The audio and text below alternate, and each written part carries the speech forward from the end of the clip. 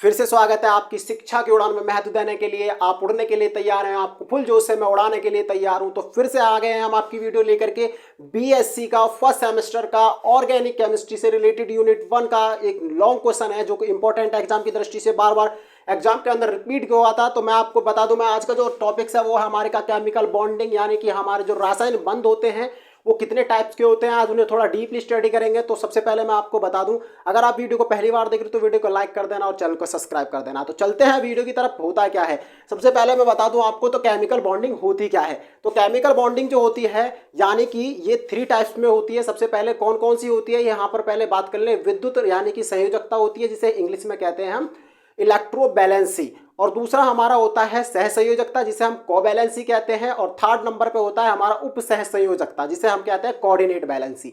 तो यहाँ पर एक को हम डीपली जब स्टडी करेंगे तो हम समझ में आएगा कि जो बॉन्डिंग सिस्टम है, यानी कि जो सिस्टम बना हुआ होता है वो किस तरीके से बना हुआ होता है। तो यहाँ पर एक चीज़ को आपको अपने दिमाग में सबसे पहले अपनी नोटबुक को नोट करने के लिए तैयार कर लेना है। अपनी पेन या रफ जो भी आप लेके बैठते हो उसे लेके बैठ जाइए। तो सबसे पहले हम लिख लेते हैं पहली हेडिंग। हमारे पास क्या होता है, उसको बोलते हैं विद्युत संयोजकता। क्या बोलते हैं? विद्युत संयोजकता। आपको याद रखना है, थोड़ा चौक को हम फिट कर लेते हैं। विद्युत संयोजकता, ये हिंदी में इसको बोला जाता है क्या? इसका फर्स्ट नंबर होता है विद्युत संयोजकता, और इसको जो इंग्लिश में बोलते हैं इसको बोलते हैं इलेक्ट्रोबैलेंसी।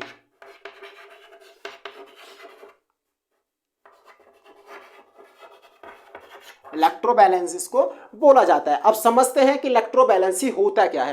तो मैं आपको बता दूं, इलेक्ट्रोबैलेंसी होता है जब किसी, यानी जो आपस में दो परमाणु, यानी कि आपको डेफिनेशन को ध्यान में रखना है, जब एक परमाणु दूसरे परमाणु को क्या करता है, एक परमाणु दूसरे परमाणु को अपना इलेक्ट्रॉन ट्रांसफर करता है। यानी सपोज करिए हमारे पास 2 परमाणु हैं, मेरे पास 2 परमाणु हैं, मैं HCl ले लेता हूं। HCl दोनों ही हमारे पास एटम है, और जब क्या करता है हाइड्रोजन जो है वो अपना एक इलेक्ट्रॉन किसको ट्रांसफर कर देता है, Cl को ट्रांसफर कर देता है। किसको? Cl को ट्रांसफर कर देता है। उस कंडीशन में क्या होता है, दोनों आपस में सहयोग करेंगे और बनाएंगे हमारे पास इलेक्ट्रोबैलेंसी। तो यानी कि ये चीजें होती है इलेक्ट्रोबैलेंसी। जब एक परमाणु दूसरे परमाणु को अपना इलेक्ट्रॉन ट्रांसफर करता है तो वहां पर इलेक्ट्रोबैलेंसी होती है। आपको इतना डेफिनेशन में याद रखना है या लिख लेना, जो भी है। एक बार फिर से रिपीट करूं, जब एक परमाणु दूसरे परमाणु को अपना इलेक्ट्रॉन ट्रांसफर करता है तो उस कंडीशन में हमारा इलेक्ट्रोबैलेंसी होता है। और आप जैसे मैं आपको इसको और समझाने की कोशिश करता हूं डीपली क्या होता है, इसको पूरा डीपली पढ़ेंगे तो आपको अच्छे से लर्न हो जाएगा। तो उस कंडीशन में आपको बताऊं क्या होता है। सबसे पहले इलेक्ट्रोबैलेंसी में क्या होता है, इलेक्ट्रोबैलेंसी जब बनाई जाती है तो उसमें एक तो पॉजिटिव होता है, एक नेगेटिव होता है। जैसे कि मैंने अभी बताया था, H के ऊपर पॉजिटिव था, Cl के ऊपर नेगेटिव था, यानी कि उसमें एक में इलेक्ट्रॉन की कमी होगी, एक पर इलेक्ट्रॉन ज्यादा होंगे। ये वही वाली बात होती है जब हम मार्केट के अंदर जाते हैं ना, तो किसी को मेरे पास कितने थे, 11 रुपये थे और किसी के पास 17 रुपये थे। तो उसको क्या चाहिए था, उसको 17 वाले को क्या, उसको 18 रुपये में कुछ चीज़ खरीदनी थी और 10 रुपये में मैंने कोई चीज़ खरीद ली थी। तो मेरे पास 1 रुपया एक्स्ट्रा बचा, तो उसने कहा भाई मुझे 1 रुपये दे दो और मेरा काम हो जाएगा, मैं वो चीज़ लगेज खरीद लूँगा।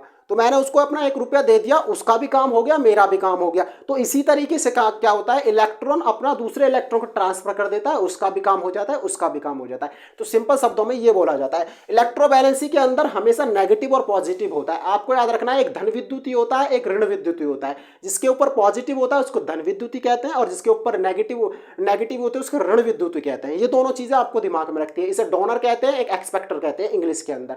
ये आपको अच्छे से याद रखना है। इसका सबसे अच्छा एग्जांपल मैं अगर बात करूं तो हमारे पास होता है NaCl।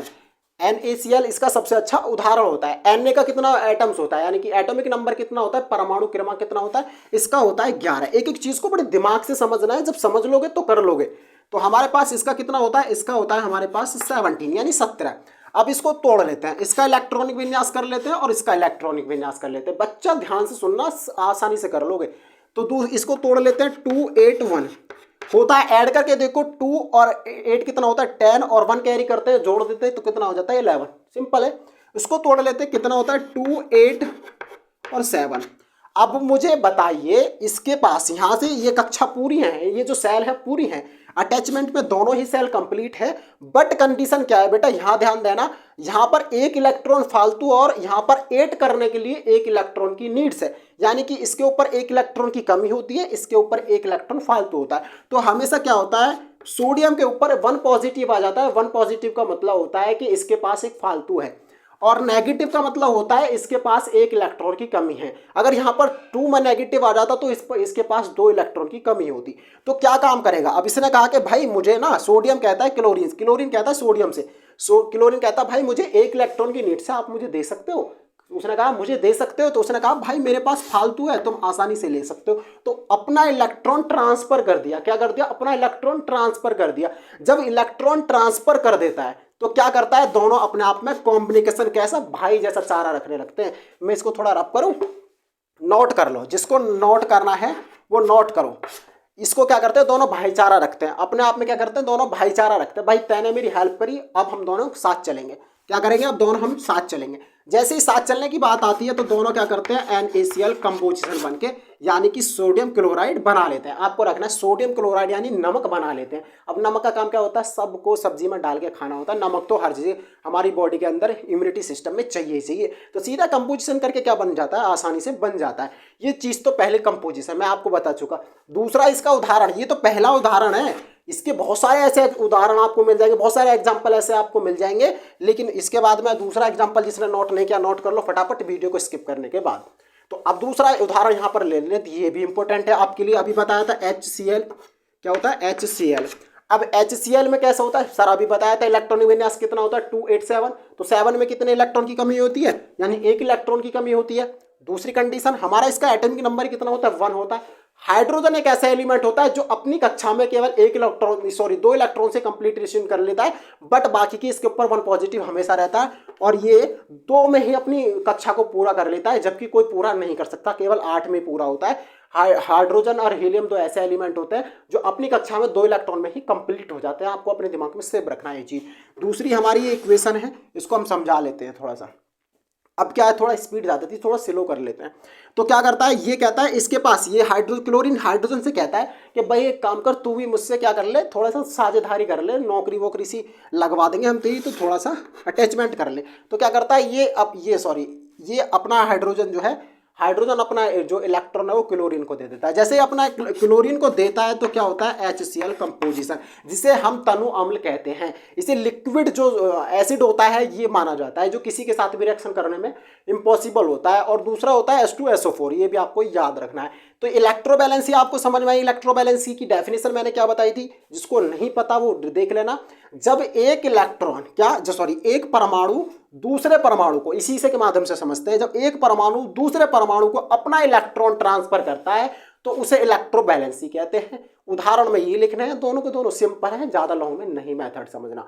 और करना है लॉन्ग के अंदर तो आपको क्या करना पड़ेगा, जो इसमें धन विद्युती वगैरह दर्शाने पड़ेंगे, सारा लॉन्ग मेथड जो मैंने बोला है वो आप रिपीट करके लिख देना। ये तो थी हमारे पास थी विद्युत संयोजकता, यानी कि आपने नोट नहीं किया तो नोट कर लेना वीडियो को स्किप करने के बाद। तो ये चीज़ें कंपलसरी आपको देखनी ही पड़ेंगी। ये हमारे लिए बहुत इंपॉर्टेंट हो जाता है, क्योंकि हम जब इस चीज़ को पढ़ते हैं तो बहुत ही ज़्यादा डिफिकल्ट वे में हमें समझ में आता है, लेकिन मैं बहुत ईजी वे में पढ़ाता हूँ और आपको समझ में आता है। तो कमेंट बॉक्स में ज़रूर लिखना, क्योंकि ये चीज़ें जब कमेंट बॉक्स में आप लिख देते हो तो मैं उस चीज़ को देखना ज़रूर कोशिश करता हूँ कि किस बच्चे को किस चीज़ की क्वारीज हैं। अब वहाँ पर जब वो क्वारीज मेरे सामने आती है तो मैं बच्चे को और बेटर तरीके से समझाने की कोशिश करता हूँ। तो दूसरा हमारे पास जो आता है निकल के, वो आता है हमारे पास आता है सहसंयोजकता। क्या होता है, सहसंयोजकता। सहसंयोजकता इसे कहते हैं हम कोवैलेंसी। ये आपको याद रखना है। कोवैलेंसी से आपको समझ में आता है, सह का मतलब साझेदारी करेगा, लेकिन इक्वल करेगा। आपको बिल्कुल कंसेप्ट समझ में आएगा। इसमें क्या करता था, इसमें 2 परमाणु आपस में एक इलेक्ट्रॉन दूसरे को ट्रांसफर करता था, बट इसमें क्या करता, बिल्कुल करेगा, साझेदारी बराबर करेगा। एक इलेक्ट्रॉन ना तो इसके पास फालतू होगा ना इसके पास बराबर होगा, दोनों के दोनों पार्टनरशिप में काम करेंगे, बिल्कुल भी एक्स्ट्रा नहीं करेंगे। तो डेफिनेशन इसकी क्या बनती है, जब 2 परमाणु आपस में बिल्कुल बराबर साझेदारी करते हैं तो वहां पर हमारा जो कोवैलेंसी आ जाती है, यानी कि हमारी सहसंयोजकता आ जाती है। ये आपको अपने आप में रखना है। कैसे, आप मुझे बताइए। देखो हाइड्रोजन होता है, हाइड्रोजन होता है, इसका सबसे अच्छा उदाहरण हाइड्रोजन ही मानता हूं मैं। इसमें क्या होता है, इसके ऊपर पॉजिटिव और इसके ऊपर पॉजिटिव, दोनों क्या काम करते हैं, दोनों के दोनों आपस में कंपोजिशन कर लेते हैं। थोड़ा यहाँ पे इसको प्लस के चिन्ह को यहाँ बनाना पड़ेगा, या कुछ भी आप बना लें, यहाँ पर प्लस, यहाँ प्लस। यहाँ पर मैंने क्या कहा, वो क्या काम करता है, देखो मैंने बताया हाइड्रोजन एक ऐसा एलिमेंट है, एक ऐसा एलिमेंट है जो केवल 2 कक्षाओं में कंप्लीट हो जाता है, बहुत से 8 की जरूरत नहीं पड़ती। यानी कि ये अपने 2 इलेक्ट्रॉन कंप्लीट करके बैठा है, इसने 2 इलेक्ट्रॉन, एक इसके पास है, इससे ले लिया, हो गए 2, बिल्कुल क्लियर।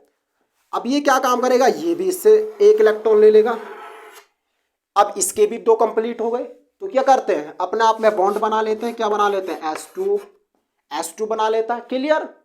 यहां पर बहुत सारे ऐसे एग्जाम्पल मिलेंगे, आपको समझाएंगे अभी पूरी तरीके से।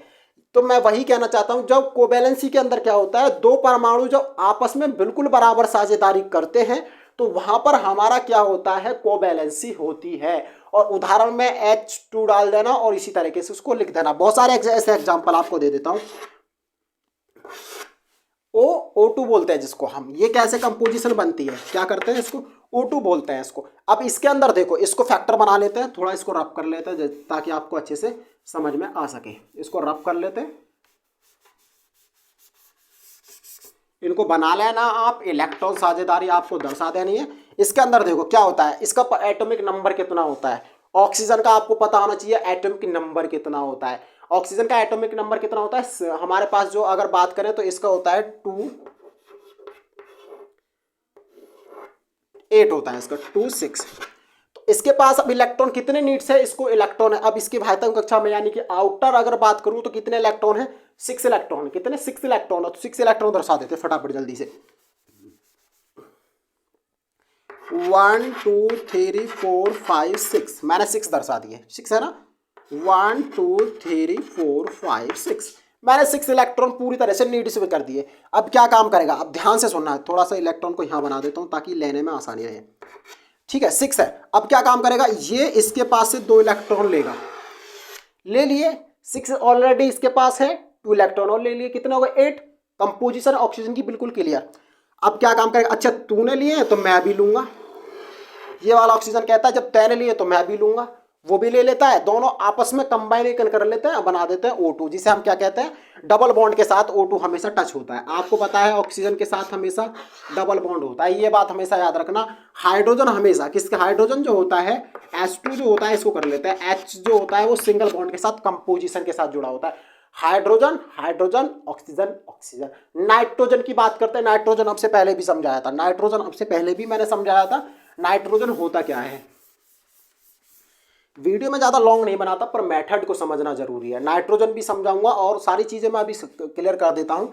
N2 जिसे कहते हैं नाइट्रोजन, मैंने आपसे पहले बताया था नाइट्रोजन कितने 3 बॉन्डों के साथ टच होता है, कितने 3 बॉन्डों के साथ टच होता है, ये चीज़ें कंपलसरी है। और 3 बॉन्ड के साथ टच कैसे होता है, इसका इलेक्ट्रॉनिक विन्यास करते हैं, इसका होता है 7। आपको पता है कितना होता है, एटॉमिक नंबर की बात करूँ परमाणु क्रमांक 7 होता है। इसको तोड़ा है तो कितना टूटता है, 2 5। अब मैंने बताया था अब से पहले 5, जब 5 कंपोजिशन बन जाती है इसकी, तो इसके पास 8 करने के लिए कितने इलेक्ट्रॉन की नीड्स है, इसको 3 चाहिए, 3 कितने इलेक्ट्रॉन 3 चाहिए। और 3 कहीं ना कहीं से तो लेगा बेटा, जब आपस में कंपोजिशन बिल्कुल बना लेते हैं N2 का फॉर्मूला बनता है। तो ये याद रखना है, जब N2 आ जाए, O2 आ जाए, H2 आ जाए, जहां पर 2 इलेक्ट्रॉन बिल्कुल बराबर साझेदारी करते हो तो वहां कोवैलेंसी होती है, यानी कि सहसंयोजकता होती है। ये तो सिंपल सी चीज़ है, आपको ध्यान रखना है। तो ये तो मैं थोड़ा डीपली लेके चला गया, बट इसके पास कितने इलेक्ट्रॉन है, लास्ट की कक्षा में 5 है, आपको पता है 5 हो गए। तो यहाँ पर थोड़ा सा हम समझा लेते हैं, क्लियर कर देते हैं। N के पास कितने बनाने, 5, 1 2 3 4 5 बना दिए। दूसरा N2 लिख दिया मैंने, 1 2 3 4 5। ये चीज़ें हैं, बिल्कुल क्लियर है। अब सर इसके पास 8 करने के लिए कितने इलेक्ट्रॉन की नीड्स है, 3 इलेक्ट्रॉन की, क्योंकि 5 इसके पास है और 5 इसके पास है, तो 3 इलेक्ट्रॉन की नीड्स है। तो यहाँ से 3 इलेक्ट्रॉन ले लिए इसने अपने पास। दूसरी कंपोजिशन, अब इसके पास कितने हैं, टोटल 5 है। अब ये भी इससे 3 इलेक्ट्रॉन लेगा, तो इसने यहाँ से ले लिए। बेटा थोड़ा अगर इस समझ में ना आए तो मुझे बता देना, लेकिन थोड़ा समझने की कोशिश करना। अगर जो तुम समझ जाते हो ना तो मुझे बहुत अच्छा लगता है। पहले सबसे पहले इसका स्क्रीनशॉट ले लो, अगर स्क्रीनशॉट ले लो तो बेटर तरीके से समझ में आ जाएगा।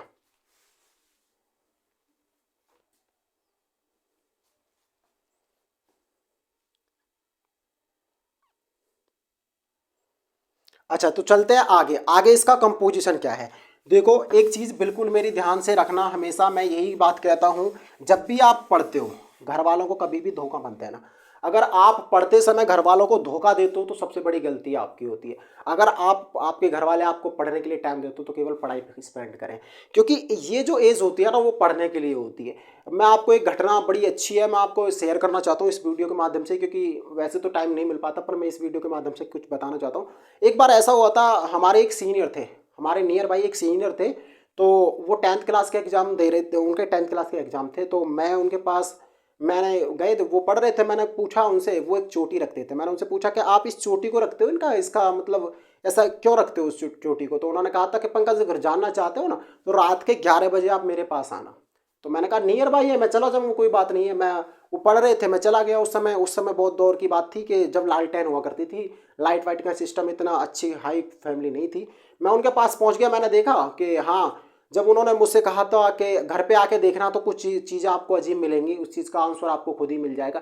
जैसे मैं उनके घर पे पहुंचा तो मैंने खुद देखा कि हाँ कुछ अलग चीज़ है, उन्होंने क्रिएटिविटी। तो उन्होंने क्या कर रखा था, उन्होंने अपने बालों को, आपकी उनकी जो चोटी थी, उन्होंने अपनी चोटी को रस्सी के द्वारा एक कुंदे से बांध रखा था और वो पढ़ रहे थे। तो मैंने पूछा कि आपने ऐसा क्यों किया। तो वो कह रहे थे जब भी मुझे नींद आती है ना तो मैं जैसे ही नीचे की तरफ नमता हूँ ना, जैसे कि नीचे की तरफ गिरता हूँ, तो मेरी जो चोटी है वो मेरे बाल खिंचे जाते हैं, और जब मेरे बाल खिंच जाते हैं तो मुझे नींद नहीं आती, मेरे को पेन होता है, मेरे को दर्द होता है।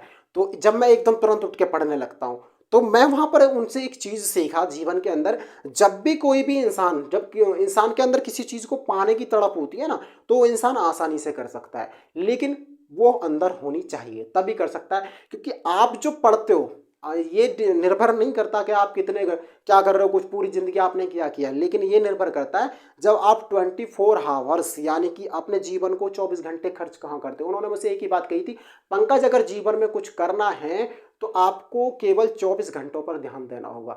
आप अपनी लाइफ में 24 घंटे स्पेंड कहाँ करते हो वो इंपॉर्टेंट होता है। आपका कैरियर वहाँ आपको ले जाएगा जहाँ आपके 24 घंटे खर्च होंगे। तो मेरे दिमाग में एक बात सेट हो गई थी कि अगर जीवन में कुछ करना है तो कंटिन्यूटी रखना पड़ेगा और आगे बढ़ना रहेगा। तो सीधे सीधे मैं भी आपसे यही कहता हूँ, हर बॉडी का पार्ट इस्तेमाल किया जा सकता है, लेकिन अपनी एक सोच के थ्रू। आप अगर उन्होंने अपने बालों को भी अपनी पढ़ाई के प्रति एक लगा दिया था, तो इस चीज़ से मैं उनके बहुत एक्साइटेड था। तो ये चीज़ आपको ध्यान में रखनी है। तो हमने कोवैलेंसी को भी और एग्जाम्पल देख लेते हैं, कोवैलेंसी के एग्जाम्पल क्या होते हैं।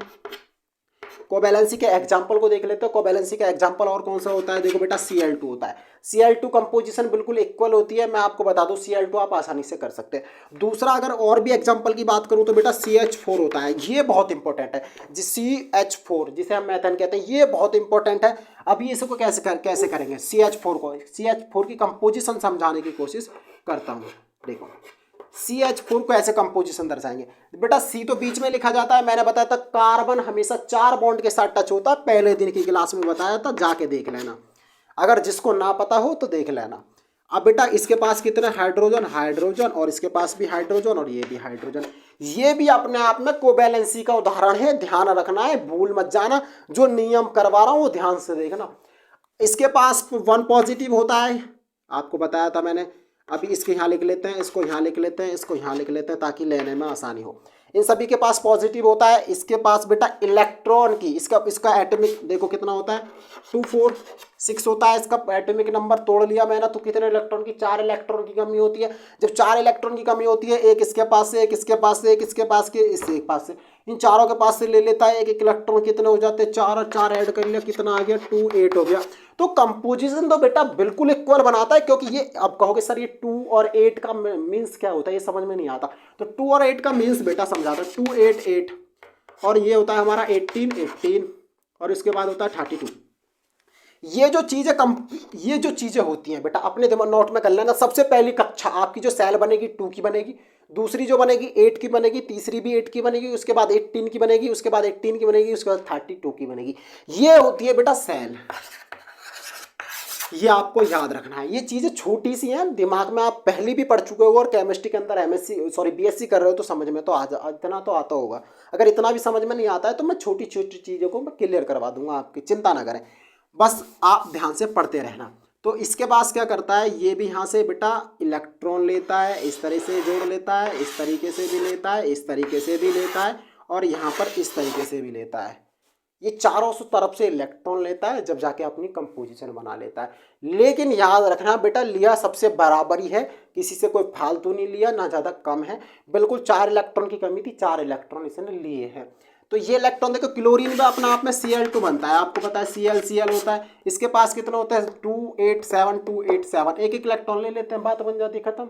वही चीज़ मैं तुम्हें समझाना चाह रहा था। अब कि इसके बाद में लास्ट हमारे पास इसकी जो हेडिंग बचती है वो लास्ट होती है। इस चीज़ को थोड़ा ध्यान से देखना है आपको। अगर चीज़ें समझ में ना आए तो आप मुझे बता दें, अगर चीज़ें समझ में ना आए तो मैं आपको बिल्कुल आसानी से करवा सकता हूँ।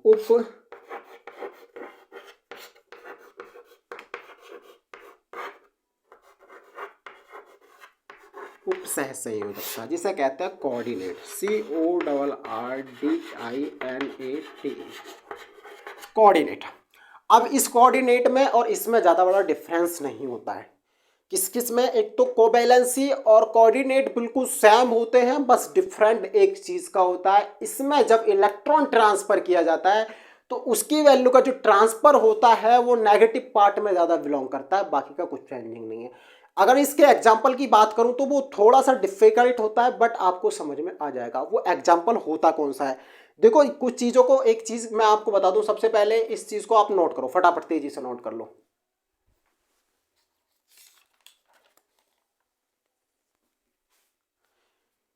ये तीनों हेडिंग नोट करने के बाद जब आप इसके एग्जाम्पल को करोगे, इसके एग्जाम्पल को करोगे तो बेटा इसका सबसे अच्छा एग्जाम्पल होता है NH3। NH3 के अंदर बेटा कितने इलेक्ट्रॉन होते हैं, N को देखो, वही पोजीशन है। नाइट्रोजन हमेशा 3 बॉन्ड के साथ ही टच है। उसको कितने इलेक्ट्रॉन बॉन्ड चाहिए थे, उसको 3 इलेक्ट्रॉन चाहिए थे, और तीनों के साथ अटैचमेंट कर लेता है। हमें पता है हाइड्रोजन के पास 1 इलेक्ट्रॉन एक्स्ट्रा होता है। तो जैसे ही उन्होंने इलेक्ट्रॉन दे, इसने इसको इलेक्ट्रॉन दिया, इसने इसको इलेक्ट्रॉन दिया, और इसने इसको इलेक्ट्रॉन दिया, ये कंपोजिशन जब बन जाती है, तो हमारा कौन सा फॉर्मूला बन जाता है, NH3। अब बेटा NH4 भी आएगा, यहाँ रखना याद, NH4 भी कंपोजिशन में आएगा। यहाँ पर मैं NH4 ले लेता हूँ प्लस का चिन्ह लगा के, सॉरी, हाँ इस बॉन्ड को ले लेते हैं, इसको लगाते हैं बॉन्ड, यहाँ ले लेते हैं प्लस। अब क्या करता है, इसके ऊपर पॉजिटिव होता है, और ये इलेक्ट्रॉन बॉन्डिंग सिस्टम ये इसको देता है। इसके बाद ये क्या करता है, ये इस पे अटैक करता है, इसके साथ कंबाइन होने की कोशिश करता है, और इस तीर के निशान से क्या होता है, हाइड्रोजन बॉन्ड जो है वो टच में रहता है। ये अपने आप में अमोनिया के लिए सबसे अच्छा उदाहरण होता है। इसके ऊपर पॉजिटिव मानेंगे, सॉरी यहाँ पॉजिटिव नहीं, जब बनेगा NH4 तो इसके ऊपर पॉजिटिव आ जाएगा। ये पॉजिटिव जो दर्शाता है, यही दर्शाता है जो कोऑर्डिनेट होता है, यानी कि जो उप सहसंयोजकता होती है, इसी चीज़ को दर्शाता है। देखो चीज़ें तो बड़ी छोटी सी हैं, लेकिन अगर समझ में आती रहे तो वो बड़ा अच्छा होता है। लेकिन अगर आपको वीडियो पसंद आती है ना, तो वीडियो को कमेंट बॉक्स में ज़्यादा लिखना, और जो भी अपनी दिक्कतें हैं वो मुझे ज़रूर बताना। अगर आप बता देते तो सारी चीज़ें क्लियर हो जाती हैं। तो मैं वहीं पर वीडियो को समाप्त करता हूँ, ज़्यादा लॉन्ग वीडियो नहीं लाऊंगा, और कल आपकी फिर से मैं एक नई वीडियो के साथ आपको मिलता हूँ। ठीक है, थैंक्स।